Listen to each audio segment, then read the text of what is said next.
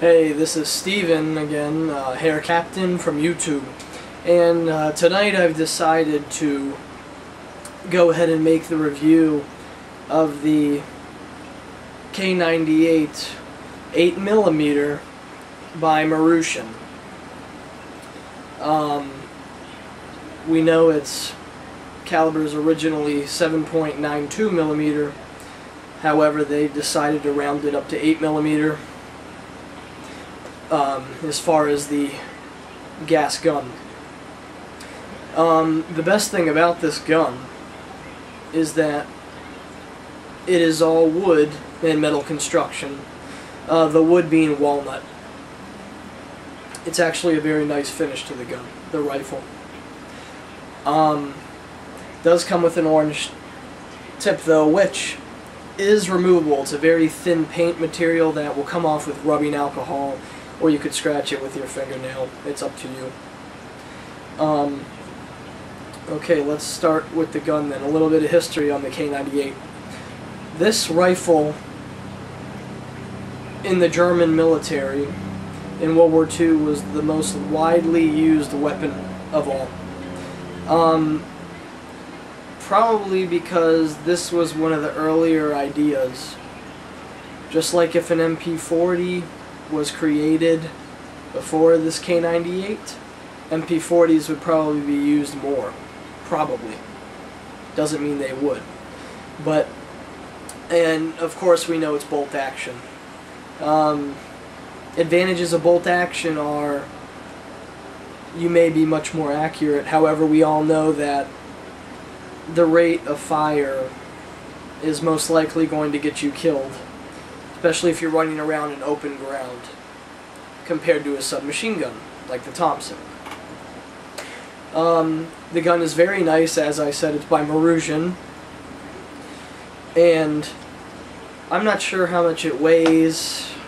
It doesn't feel too heavy, maybe around 5 pounds or so, 5 to 7 pounds, being that it's all metal and wood construction. I'm very impressed with this gun, not only because it's made of high quality materials, but there are trademarks on here. Waffen-Amp stamps. There is an eagle, engraved eagle, the KZA trademark, and the date 1942. Let me just show you that.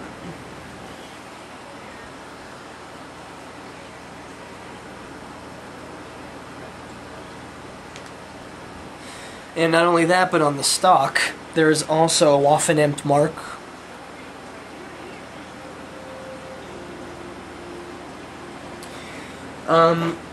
The sights are functional. It's a ramp-style sight, adjusted to yardage, however far the enemy is. And just let me tell you something quickly. I didn't just receive this rifle, I am just now deciding to do a review on it. I've had this rifle for over a year now. Don't know why I haven't reviewed it before, but I'm deciding to now. You get the sling mounts, of course. Oh, and about the jamming rod on this gun, I wish it was functional, and by all means it should have been, but it's not. It's a display piece. It just screws in and out. Still good to have on there. Oh, and by the way, it's not on here right now, but originally the front post sight had a D-ring, which basically, as far as the real weapon was used, and airsoft as well, you would only usually place the D-ring on the front if you were using it with a scope on here. I believe there is a scope mount on this rifle, however, I have not found a suitable one.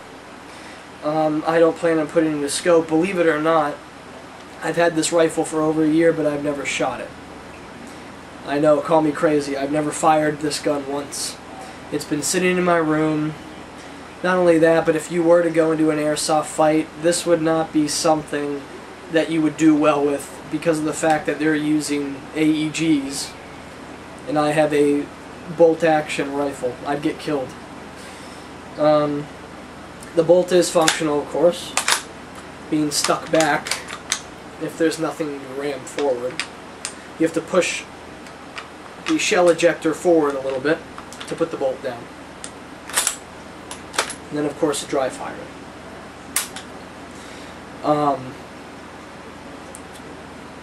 The safety is functional as well. All the way to the right, you have to load it first, of course. All the way to the right is safe. The only differences from that and the real gun is, and of course on safe, all the way to the right, it cannot fire and the bolt cannot be moved. On the real steel, if you turn this mechanism to the middle, I believe the bolt would still be locked, but you can fire it. I may be incorrect about that. And of course all the way to the left is off safety, and you can fire again.